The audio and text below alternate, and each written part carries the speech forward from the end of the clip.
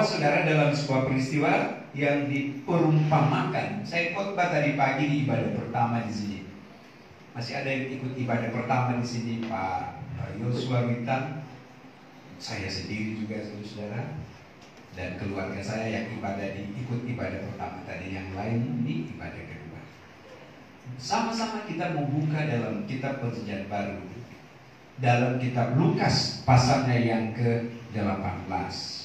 Kita akan lihat di situ ketika Tuhan melihat dua pribadi, dan kepada pribadi siapa yang Tuhan menyatakan benar.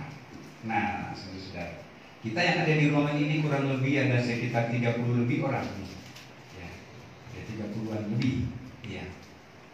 Tuhan sedang melihat pribadi lepas pribadi kita, dan Dia yang punya otoritas untuk menyatakan engkau benar, engkau benar, engkau benar, engkau benar, engkau benar, engkau benar.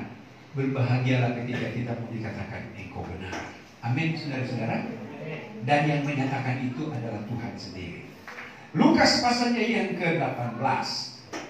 Saya membaca mulai ayat yang ke-9 sampai ayat yang ke-14. Agak panjang perikop pembacaan. Saudara sabar untuk mengikutinya. Coba ditampilkan di slide. Lukas pasalnya yang ke-18 ayat 9, langsung terus dasarnya. Dan kepada beberapa orang yang menganggap dirinya benar dan memandang rendah semua orang lain, Yesus mengatakan perumpamaan ini. Ada dua orang pergi ke bait Allah untuk berdoa, yang seorang adalah Farisi dan yang lain pemungut cukai. Orang Farisi itu berdiri dan berdoa dalam hatinya begini, ya Allah, aku mengucap syukur kepadamu karena aku tidak sama seperti semua orang lain. Aku bukan perampok, aku bukan orang lain, bukan pezina, dan bukan juga seperti pemungut cukai ini.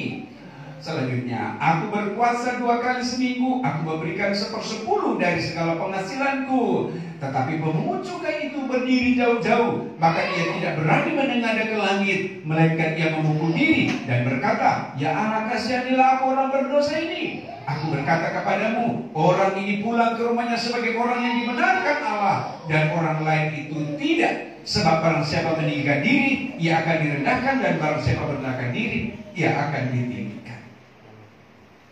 Ada dua pribadi yang berbeda datang mau berdoa di bait Allah. Pemungut cukai dan orang Farisi dan pemungut cukai. Saya bisa klasifikasikan dua pribadi ini dalam konteks mereka dari latar belakang orang Farisi, ya, yang sudah ditulis dalam tulisan di sini kita tahu bersama orang Farisi, ya. Bahkan dia jelas menulis dalam tulisan di sini, saudara-saudara, dia adalah pribadi yang dia mau berkata seolah dia seorang rohani. Dia bukan begini, bukan begitu, bukan perampok, bukan orang lalim. Dan dia juga dikatakan, aku berpuasa seminggu sekali, dan seterusnya dan seterusnya.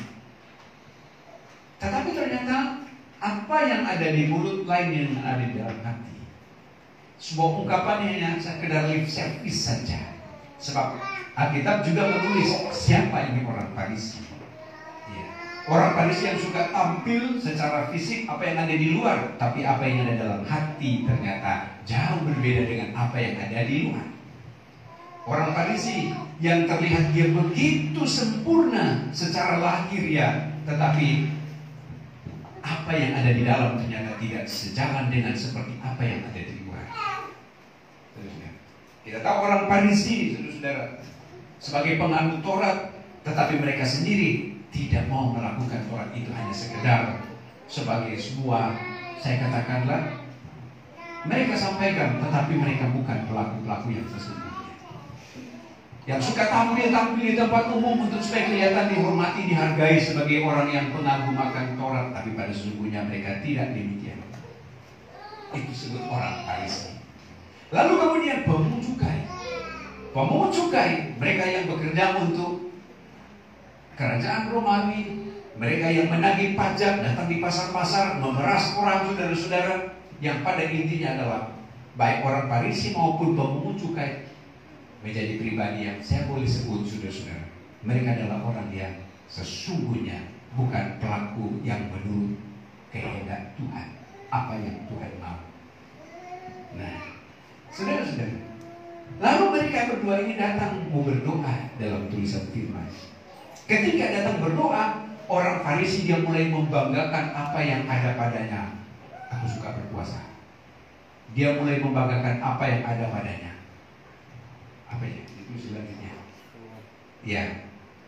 Banyak hal yang dia tulis di situ yang ditulis dalam tulisan di sini. Aku bukan perampok. Saudara-saudara kasih Tuhan. Kalau mau dilihat benar, iya. Ini nilai rohani. Kalau dia ini berkata, dikatakan, aku bukan perampok. Oh, bagus sekali. Aku bukan orang lain. Oh, bagus. Aku bukan pezina. Bagus. Aku bukan juga seperti pemungut cukai ini. Dia tahu bahwa pemungut cukai ini orang berdosa yang suka memeras. Artinya, wah, bagus. Saudara-saudara, penilaian terhadap diri sendiri sudah belum tentu benar. Karena Tuhan yang memberikan penilaian baru akan disebut benar. Amin, saudara-saudara. Ketika orang Farisi ini dia menilai diri sendiri dan dia merasa bahwa dia yang paling benar. Lalu ketika dalam perumpamaan ini di akhir ayat berkata, orang ini tidak dibenarkan. Orang ini tidak dibenarkan. Saya coba memberikan sebuah uraian di sini. Menjadi ayat pokok Tuhan melihat hati. Tuhan melihat hati. Apakah dalam hatimu itu dikatakan begini kan? Dia berdoa dalam hatinya. Dan ternyata sesuatu yang keluar dari dalam hati itu bukan sesuatu yang sesungguhnya terjadi pada dirinya. Saudara-saudara, bukan. Di dalam kehidupan kekristenan kan, saudara, Tuhan menuntut saya, saudara-saudara sekalian, sebagai sebuah pertanggungjawaban kita di hadapan Tuhan. Dan memang ini saya mau sampaikan, mau dibilang berat dan memang harus kita lakukan itu. Sejalan antara hati dan perkataan. Dan itu yang Tuhan mau, saudara-saudara. Itu yang Tuhan inginkan. Baik saya dituntut juga pun demikian. Bapak Ibu juga dituntut demikian. Sejalan dengan apa yang ada dalam hati dan setiap ucapan dan perkataan. Nah, lalu kemudian kembali orang pemungut cukai. Coba perhatikan apa kata pemungut cukai di ayatnya yang ke-13. Tampilkan ayat 13. Tetapi pemungut cukai itu berdiri jauh-jauh. Saya tanya saudara, kalau orang berdiri jauh-jauh, memberi gambaran apa tentang pribadi orang yang berdiri jauh-jauh? Memberi gambaran apa kalau orang berdiri jauh-jauh? Pemalu. Apa? Pemalu. Bisa dia pemalu, ya, bisa takut, minder. Nah, ini bisa juga dia merasa dia bersalah. Saudara-saudara, kalau dia berdiri jauh-jauh, iya. Tetapi pemungut cukai itu berdiri kurang lebih, kalau misalnya ini ruangan ini ya, mohon maaf sekali.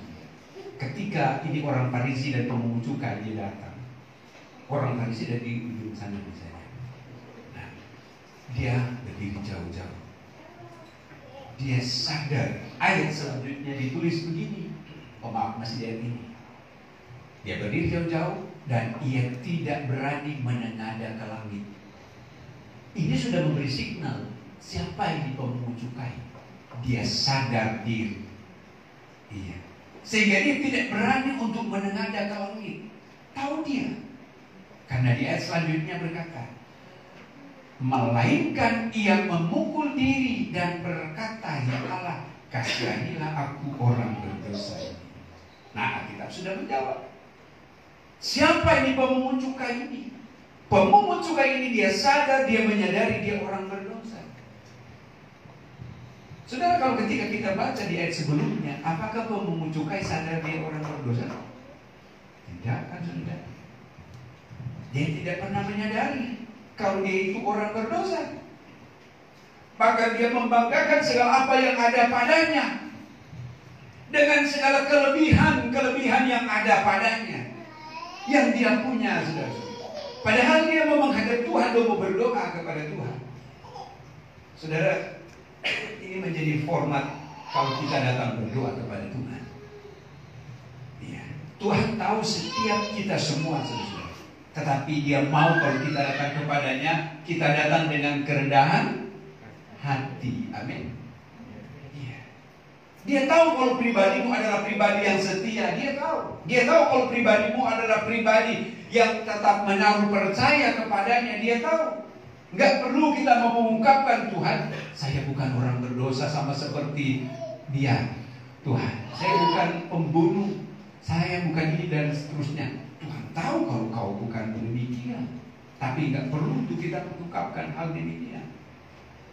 Sehingga bagi orang Farisi ini, dia tidak mau menyadari bahwa dia ini adalah orang berdosa yang mau datang kepada Tuhan yang butuh belas kasihan.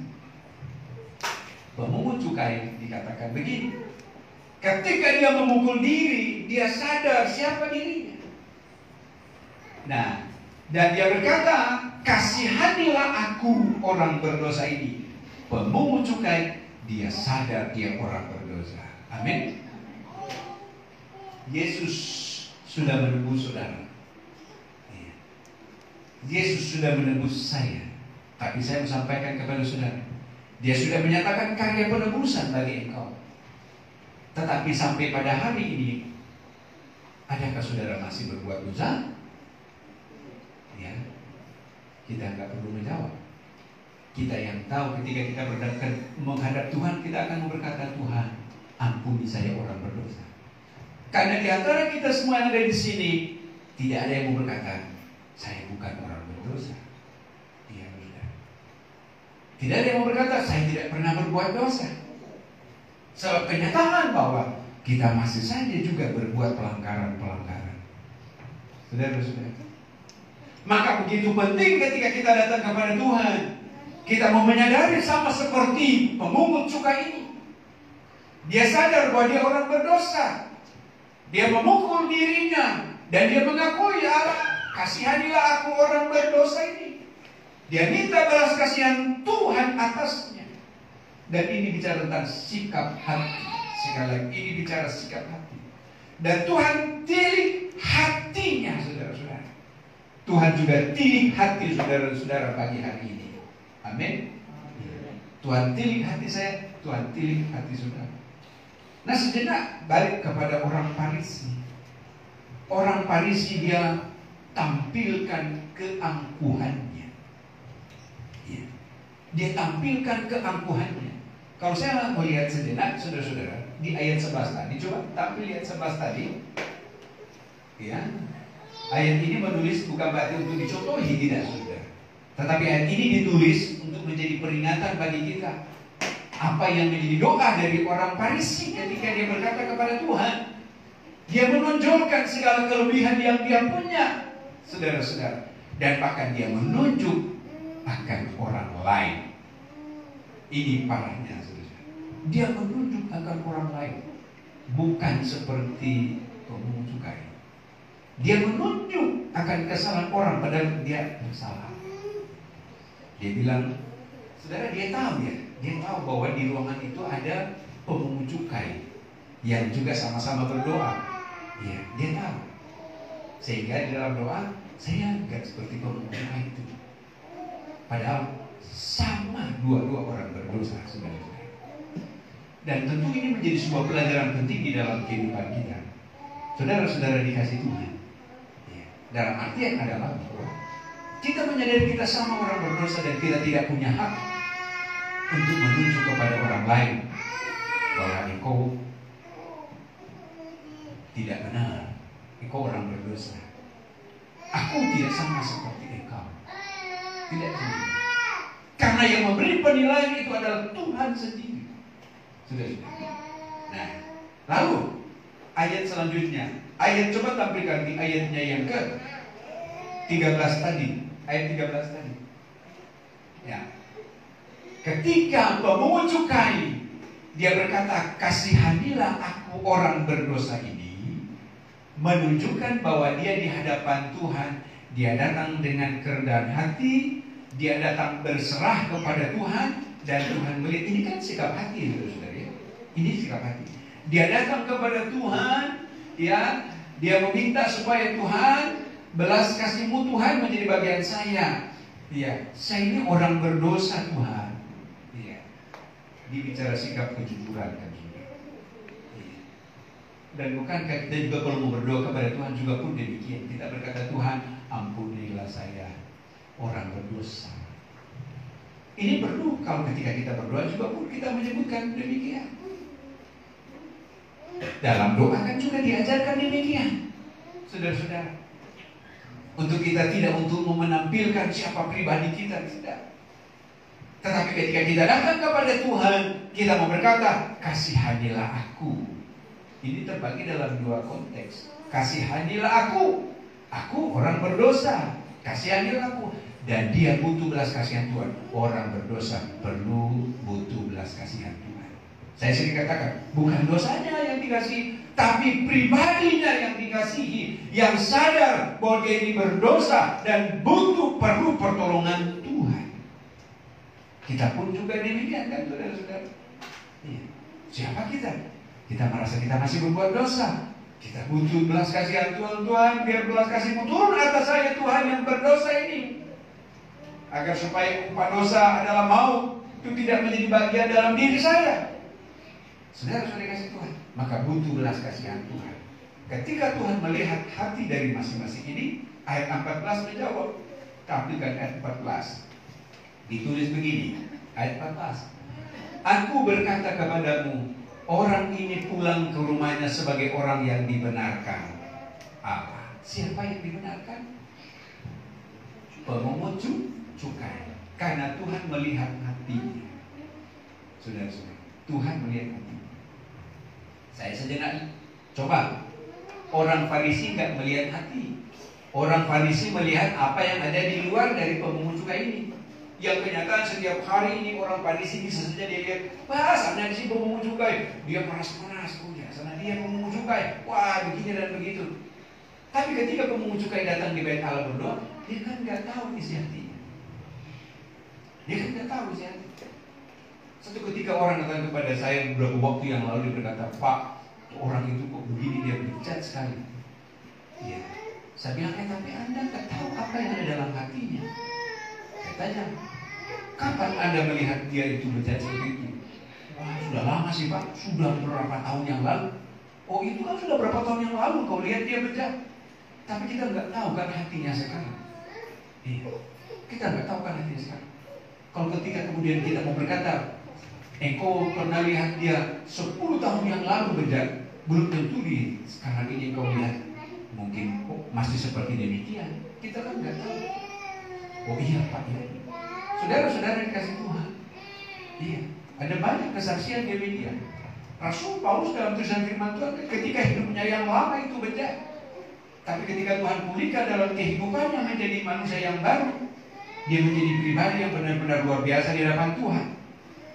Begitu juga ketika orang Farisi, ketika dia melihat di pasar mungkin di pemungut cukai, wah ini pemungut cukai berdosa sekali dia ini. Iya. Dia begini dan begitu. Dan ketika sama-sama ketemu di bait Allah, pola pikirnya masih berpikir seperti beberapa waktu yang saya lihat di pasar. Maka saya mau berkata, itu dia pemungut cukai orang berdosa. Tapi ternyata di waktu yang sama ketika pemungut cukai dan orang Farisi ada di bait Allah untuk berdoa, ternyata ini pemungut cukai memiliki hati yang penuh dengan segala kerendahan. Ternyata ketika bertemu bersama dengan orang Farisi ini, ada di ruangan sama, ini pemungut cukai memiliki hati yang benar-benar hancur di hadapan Tuhan. Bagi orang Farisi masih menilai, oh dia tidak benar, karena dia hanya melihat dari luarnya. Dia hanya melihat dari luarnya. Dia tidak tahu apa yang ada dalam hati orang Farisi yang mau datang kepada Tuhan dengan percaya, dengan sungguh-sungguh, saudara-saudara. Dan itulah yang terjadi. Amin, saudara. Satu ketika saya pulang kampung beberapa tahun yang lalu, saudara-saudara di Manado, Datanglah teman saya kepada saya. Iya. Karena saya sudah lama tinggalkan kampung halaman, dia datang kepada saya. Saya tahu persis ini orang ini waktu saya di kampung. Iya. Orangnya nggak baik, kurang lebih begitu. Ketika dia datang, ini akal saya berkata, ini datang orang yang jelek banget menurut pandangan saya. Karena saya tahu persis, padahal sudah berpuluh-puluh tahun. Ketika dari jauh sambil senyum-senyum dia datang makin mendekat, saya langsung terbayang, dia ini jelek nih orang ini. Ini orang ini saya tahu persis ketika, tapi sudah puluhan tahun. Masih ada dalam benak saya ketika dia menghampiri saya, kemudian dia tepuk belakang saya. Ya, dia tahu saya sudah sebagai seorang pendeta. Lalu kemudian dia berkata, wah, apa kabar Pak Pendeta? Saya sambil agak menjaga jarak juga karena saya masih berpikir tentang keadaan waktu beberapa puluh tahun yang lalu. Saya bilang, wah, puji Tuhan, sehat. Kalau situ juga apa kabar? Lalu dia ceritakan, dia kisahkan. Aduh, kawan sekarang sudah jadi pendeta. Saya sangat bersyukur bisa berjumpa lagi dengan kawan. Ya. Kalau kawan tahu kehidupan saya dulu, waduh, tapi sekarang puji Tuhan, kemurahan Tuhan saya hampir nyaris mati dan Tuhan ubahkan hati saya. Oh begitu, aduh luar biasa kebaikan Tuhan. Tuhan ubahkan hati saya dan sekarang saya merasakan kalau saya jauh dari Tuhan, aduh saya sadar itu saya nggak bisa buat apa-apa. Wah, kau sudah berubah, ya Tuhan yang ubahkan saya. Saya itu pun juga kaget. Saya minta ampun kepada Tuhan, Tuhan ampuni saya. Ketika waktu masih ada sekitar 10 meter dia mendekat, hati saya berkata, ini orang ini tidak baik di dunia. Tapi ternyata ketika makin mendekat dan dia cerita, Tuhan telah ubahkan pulihkan dia. Saya bilang, aduh luar biasa kawannya. Ya tetap setia. Ya terima kasih pendeta kawan, terima kasih pendeta kawan. Dia bilang begitu kepada saya. Saudara-saudara, bagi orang Farisi ketika dia melihat pemungut cukai yang di pasar, dia lihat, oh ini orang ini jelek. Ketika datang di bait Tuhan, pemungut cukai ternyata sudah diubahkan dan dia datang dengan segala kesungguhan hati untuk datang Tuhan. Biar belas kasih-Mu Tuhan menjadi bagian saya. Tapi bagi pemungut bagi orang Farisi, dia melihat apa yang di luar, sehingga mengganggu pribadi dari orang Farisi, sehingga dia datang hanya untuk menjelekkan orang lain. Dan Tuhan melihat hatinya, dan akhirnya orang Farisi ini di ayat selanjutnya berkata, ditulis di ayatnya yang ke-14 tadi, dia tidak dibenarkan. Iya, itu sendiri. Aku berkata kepadamu, orang ini pulang ke rumahnya, yaitu orang pemungut cukai. Pulang ke rumahnya sebagai orang yang dibenarkan Allah. Dan orang lain itu, yaitu orang Farisi, dia tidak dibenarkan Allah. Saudara-saudara dikasih Tuhan, saya mau garis bawahi konteks tentang orang pemungut cukai. Dia berkata, pemungut cukai dikatakan begini, ya, kasihanilah aku orang berdosa ini. Ya. Saya mau garis bawahi dari kalimat kasihanilah aku orang berdosa ini. Kasihanilah aku. Sudah. Saya butuh belas kasihan Tuhan. Bapak Ibu butuh belas kasihan Tuhan. Amin. Belas kasih Tuhan akan mengubahkan segalanya dalam hidup ini. Ya. Kita nggak butuh belas kasihan manusia. Ya. Tapi belas kasihan Tuhan lebih dari segala-galanya yang sanggup untuk mengubahkan, termasuk mengubahkan hati dari pemungut cukai ini. Sehingga ketika dia datang kepada Tuhan, Tuhan berkata dari ayat ini, dia dibenarkan. Dia dibenarkan. Ya. Doanya dibenarkan. Ibadahnya dibenarkan. Persekutuannya denganku dibenarkan. Karena apa? Karena dia minta belas kasihanku. Ya. Orang Farisi nggak butuh belas kasihanku. Di ayat sebelumnya, dia tonjolkan tentang kelebihan dan kelebihan yang ada padanya. Memang bagus semua kelebihan-kelebihannya. Dia tidak sadar bahwa yang paling utama adalah bukan untuk mengekspos kelebihan-kelebihan yang ada padanya. Tidak, saudara-saudara. Tetapi yang Tuhan mau adalah ketika kita datang kepadanya adalah datang untuk minta belas kasihan. Bukan kalau kita datang pada Tuhan kita minta belas kasihan kan? Pagi ini kan kita datang minta belas kasihan Tuhan. Kita nggak mau menonjolkan, kita mengekspos diri kita di hadapannya dengan segala kelebihan yang ada pada kita. Tapi datang untuk minta belas kasihan Tuhan. Tuhan, biar belas kasihan Tuhan turun atas saya. Saya ini orang berdosa. Nah, lalu ayat 15, ayat 14, ya 15, ya terus ayat 15. Ayat berapa tadi? Sorry. Ayat 14. Ya, ayat 14. Selanjutnya berkata, aku berkata kepadamu, orang ini pulang ke rumahnya sebagai orang dibenarkan Allah, dan orang lain itu tidak. Titik. Sebab barang siapa meninggikan diri, ia akan direndahkan. Nah, ternyata terjawab di sini. Iya, terjawab bahwa Tuhan menilai ini orang Farisi ini, dia datang kepada Tuhan meninggikan dirinya. Dia meninggikan dirinya.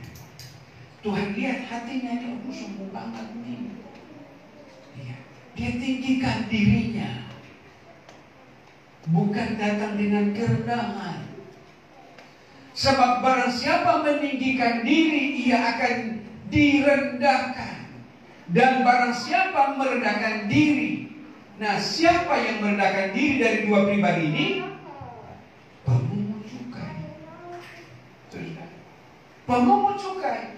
Dia datang dengan kerendahan hati. Dan firman jamin, orang yang rendah hati, maka dia akan ditinggikan. Amin, saudara-saudara. Puji Tuhan. Tuhan berkati Bapak, Ibu, saudara-saudara sekalian. Ketika engkau datang dengan kerendahan hati pagi hari ini untuk mau menikmati Tuhan dalam persekutuan di dalam ibadah ini, kita mau tanggalkan segala apa yang ada dalam diri kita, saudara-saudara, untuk datang menghampakan diri di hadapan Tuhan bahwa saya tidak punya apa-apa dalam hidup ini.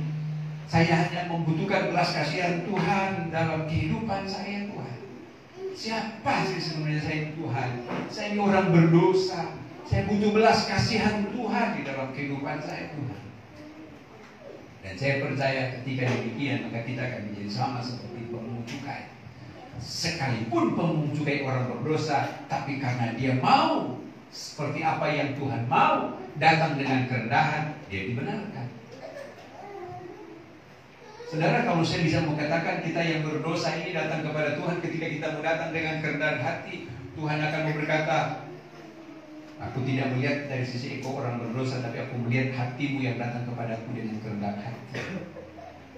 Dengan kerendahan hati engkau datang kepadaku, maka engkau dibenarkan oleh Tuhan. Amin.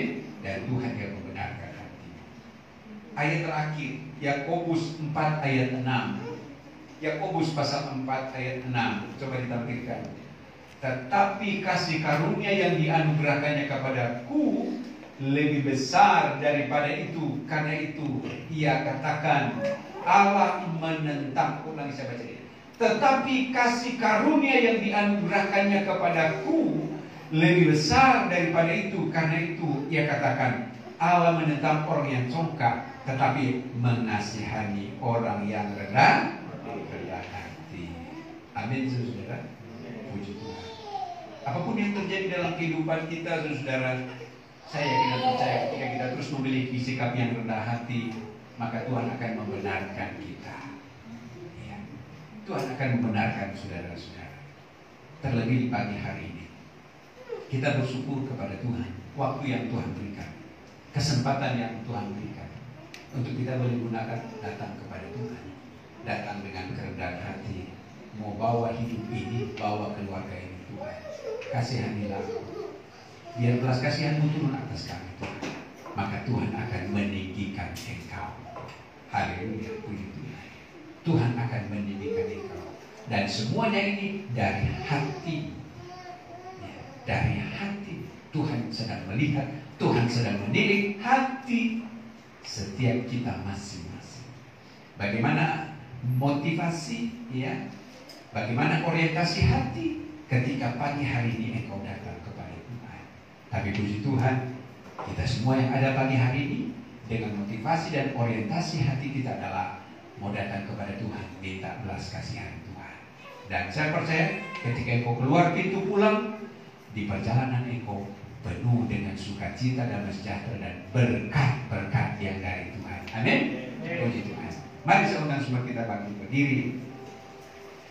Kita nyanyikan pujian yang sudah berkali-kali saya sebutkan tadi. Biar belas kasihan-Mu Bapa.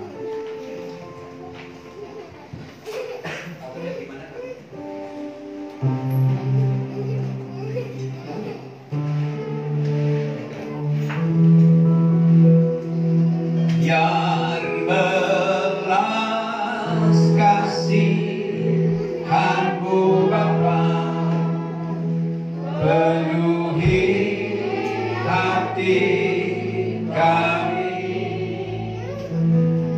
curahkan kuasa Roh Kudus di kemuliaan-Mu,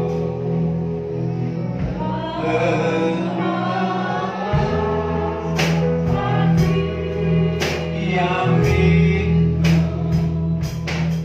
untuk melayani-Mu